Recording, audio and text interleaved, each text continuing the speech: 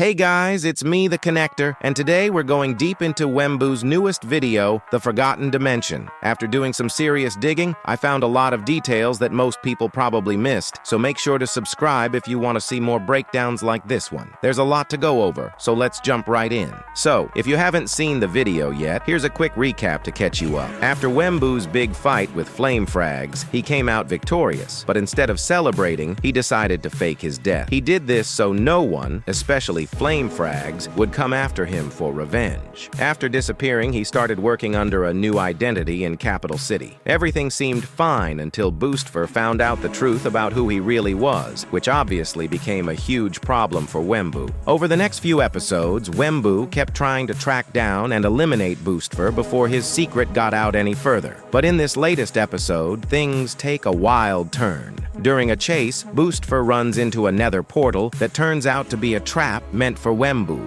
one that's supposed to drop him into the void. But instead of falling into the void, both of them end up being dragged somewhere completely different, into a strange new dimension that no one has ever seen before. Now, this dimension isn't like anything we've seen in Minecraft before. From the moment they arrive, it's clear something is off. You can't place or break blocks, and everything is eerily flat, stuck inside what looks like an endless soul sand valley biome. The whole world feels dead and empty, with broken bridges, decaying structures, and graveyards scattered across the land. It looks like a place that once had life but has long since faded away. The heavy use of soul sand everywhere makes this even more unsettling. In Minecraft lore, soul sand is known to contain the souls of the dead, and seeing it in such huge amounts could suggest this entire world is built from or fueled by lost souls. As Wembu explores deeper, he eventually finds a mysterious tower filled with traps, potion ingredients, and strange green crystals that seem to power parts of the structure. It's creepy, but also fascinating, almost like someone had been conducting experiments there. Eventually, Wembu meets a still echo named Manrakaiberry, but this echo doesn't really reveal anything important. The real mystery starts around the 16-minute mark when three strange figures appear. They wear dark armor with green and netherite trims, and each one has a name that stands out. Darkstalker 41, Omvor Undead, and Doc Despair 8.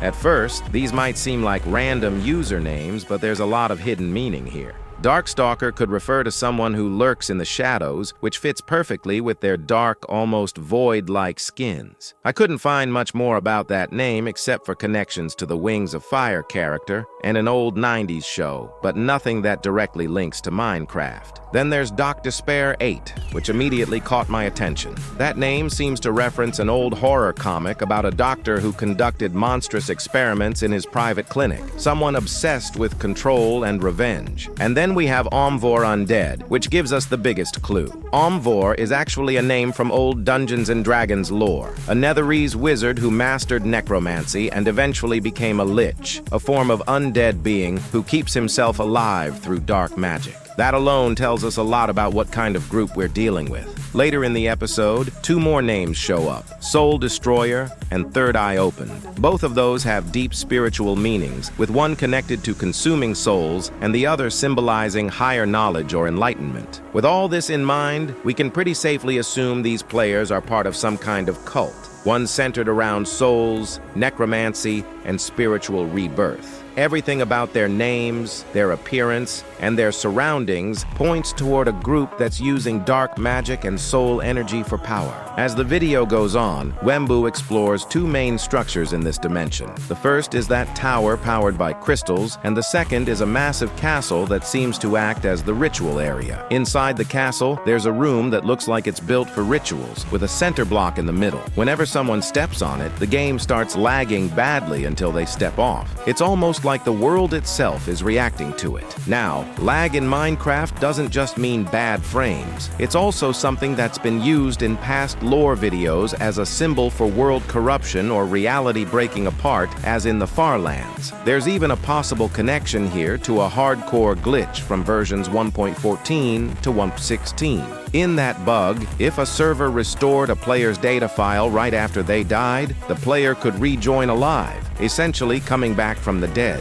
That might sound like a stretch, but given how this series loves using old Minecraft glitches or its own made-up ones, I wouldn't rule it out. Also, maybe the center block in the ritual room possesses the ability to restore a player's data file if gaining enough souls to sacrifice. The castle also has several disturbing details that add to the theory. On the roof, there are cages that look like they were meant to hold sacrifices. Below the castle, there are 6 withers locked away and nearly every mob in the game trapped in a single room. That could mean they were using different souls for different types of rituals, maybe experimenting with ways to create life or immortality. Outside the castle, we see more hanging cages, and Wemmbu even talks to one of the trapped players named Helpless John 3. He gives away 2 key details. First, he mentions that there are 6 members in total, even though we've only seen 5. And second, at one point he actually cheers to be sacrificed, almost like it's an honor. Also, I would like to mention that if we have seen 5 different people while there are 6 different pedestals. Where is the last member? We can get a good look them at 2829, and the far right has no one on the pedestal. That brings me to the main theory. I think this dimension used to be home to a powerful civilization that eventually collapsed. After they lost someone important, maybe that mysterious 6th member, they started using dark rituals to bring him back. Over time, those rituals corrupted them, and they began convincing others to sacrifice themselves in hopes of being reborn. Eventually, this led to the rise of a cult that now exists in this forgotten realm. This is why John must have felt useful and excited to be sacrificed. Now I'm aware that sounds more like a stretch, but let me lay out my evidence. At around 20 minutes and 45 seconds, Omvor Undead says something interesting. Maybe you can become one of us. Take a listen for yourself. Maybe one day you can be one of us. That line hits hard because it confirms this idea of rebirth or converting players. These players don't have normal skins. They look like their bodies were stripped away, leaving only dark forms behind. They all speak the same and even carry totems. They also have green armor trims like the color of a totem pop.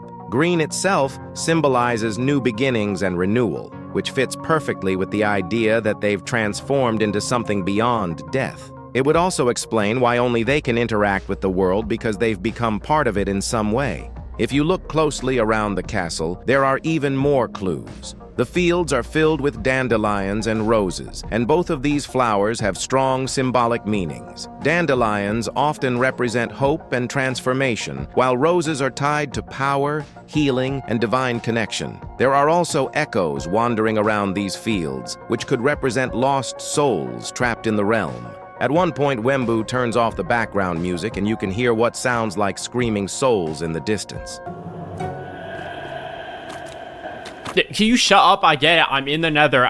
That definitely wasn't random. It's likely another hint that the souls of this world are crying out, still trapped after centuries, or why leave that clip in there? There is no point to do that unless if it's more hints on what this place is. Now, let's talk about who these players could really be and whether we'll see them again. Back during the Invisible Mafia arc, in Ashswag's room, there was a board listing all the civilizations he wanted to take over. One of them was called the Withered Ones, which was never mentioned again except a few rare times. But if you think about it, this forgotten civilization could be that exact group. The decayed terrain, the graveyards, and the signs of a once-living society all point to this being the Withered Ones. The players in cages might be what's left of that civilization, those who are still not sacrificed yet or locked up for eternity. And it makes sense why no one ever found them. If this realm exists below the void, it would be completely hidden from the rest of the server. Some people have theorized that the Mafia players who were voided earlier in the series are the ones trapped here, but I don't think that's true. The Pearl Room we saw before was located in the overworld, not here in the nether above the Forgotten Dimension. Plus, this new realm follows completely different rules compared to the void killing you. Others think the Withered Ones is a lost idea and these are separate people, but I disagree. He creators have left hints for this group several times throughout the series, so it's clear they were planned all along. If you go back to the Search for the Farlands episode, there's a moment where Ratrick asks Wi-Fi's who he would let die, who he would trap underground, and who he would let go free. Okay, I guess Parrot can leave the cave. I'll stay trapped and Dean dies.